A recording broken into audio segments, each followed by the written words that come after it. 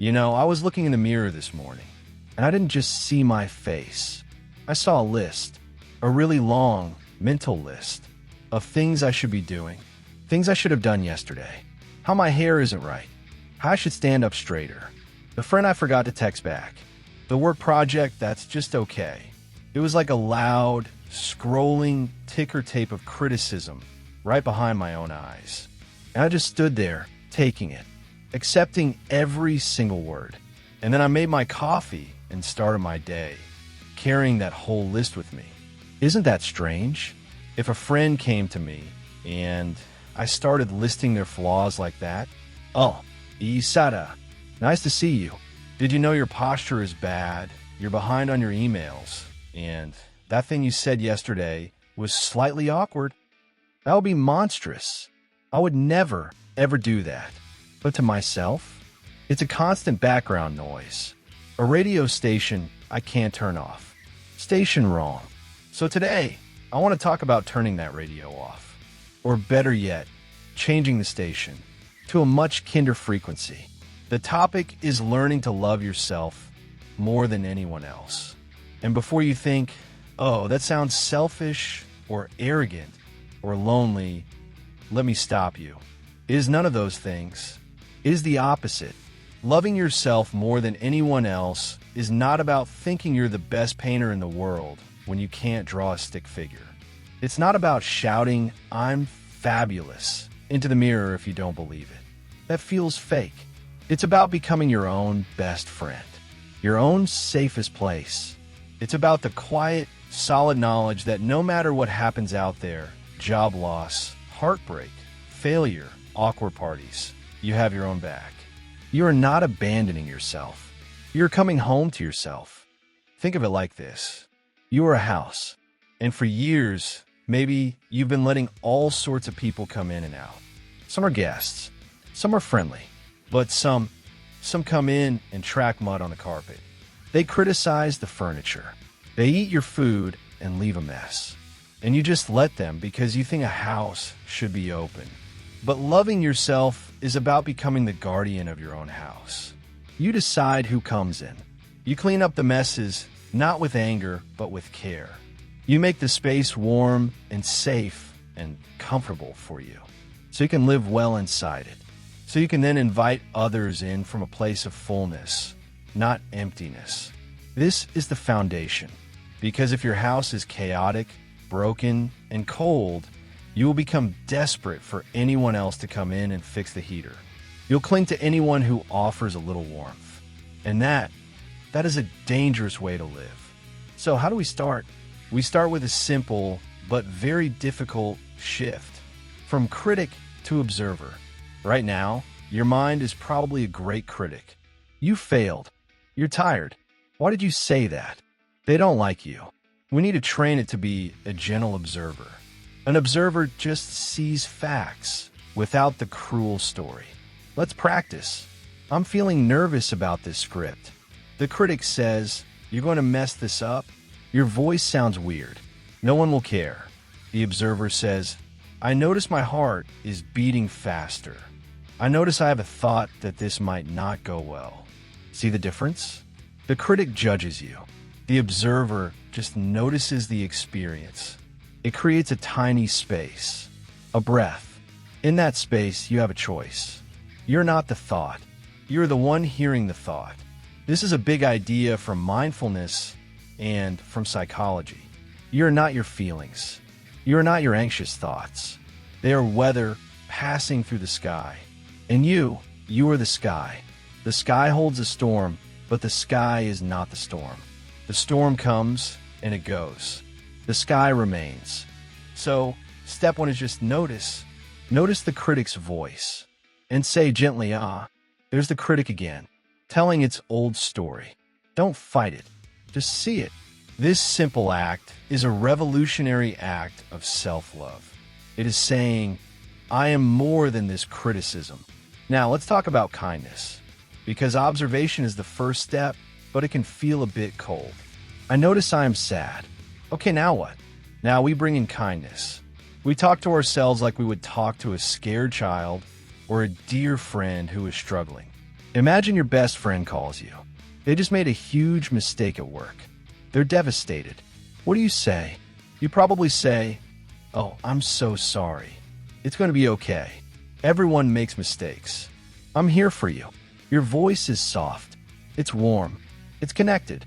Now, imagine you make a huge mistake at work. What does your inner voice say? For most of us, it's, "You idiot. How could you be so stupid? Now you're going to get fired." They all think you're incompetent. It's harsh. It's cold. It's disconnected. Why the difference? Why is the voice for our friends so loving and the voice for ourselves so cruel?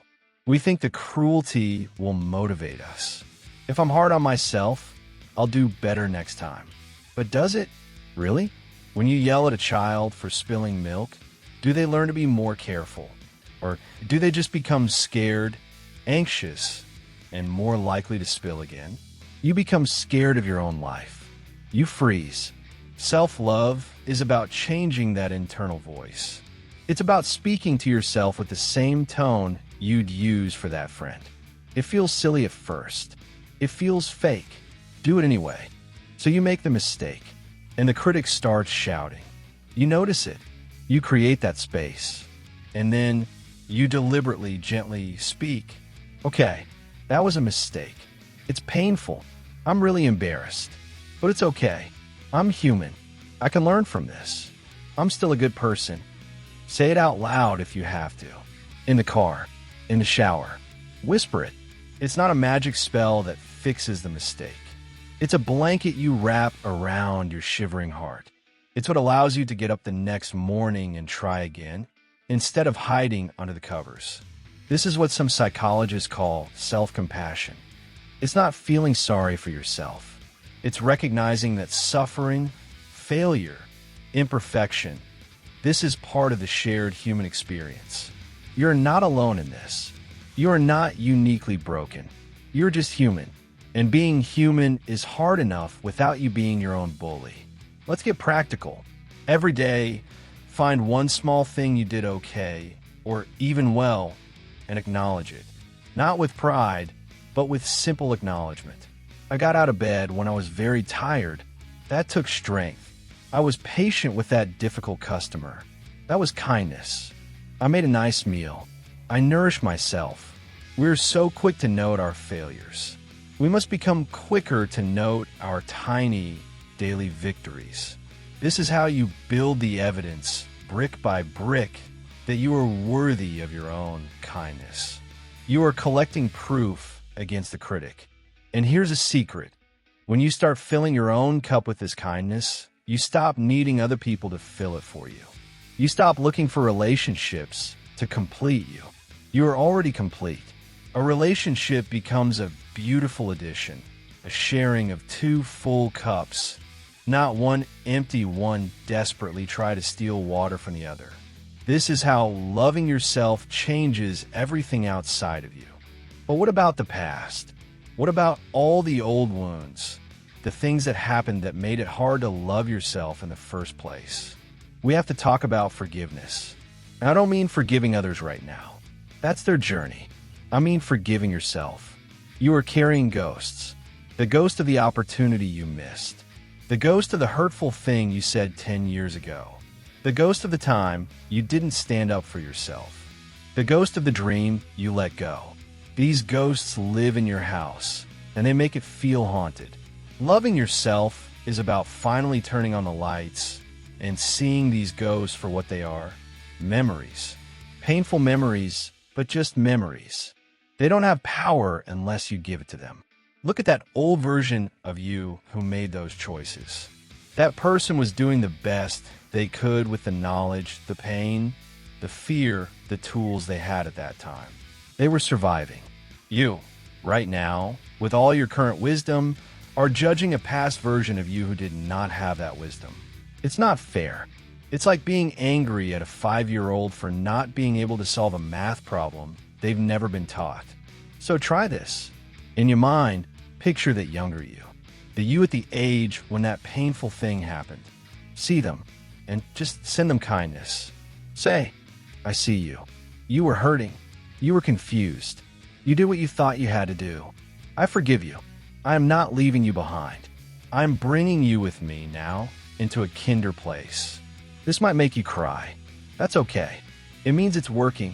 It means you're finally listening to a part of you that has been crying out for attention for a very long time. This is the deep work. This is cleaning out the old rooms of your house. It's not a one-time thing. It's a practice. Some days you'll feel strong and loving. Other days, the critic will be back, loud and strong. On those days, just go back to step one. Notice, observe. The critic is very loud today. I must be scared or tired. And then if you can offer just a drop of that kindness, it's okay to be scared. I'm here. Remember, you're not building a castle of unshakable confidence. You are building a sanctuary of unconditional acceptance. Confidence says, I will win, so I am good. Acceptance says, I may win or lose, but I'm still worthy. I'm still here holding my own hand. So, love yourself more than anyone else. Not because you are the most talented, or the most beautiful, or the most successful. Love yourself more than anyone else, because you are the only you will ever have. You are the only person you're guaranteed to spend every single moment of your life with. From your first breath to your last. That relationship is the most important one you will ever be in. Make it a good one. Make it a kind one. Start today. Start now. Just notice the next critical thought.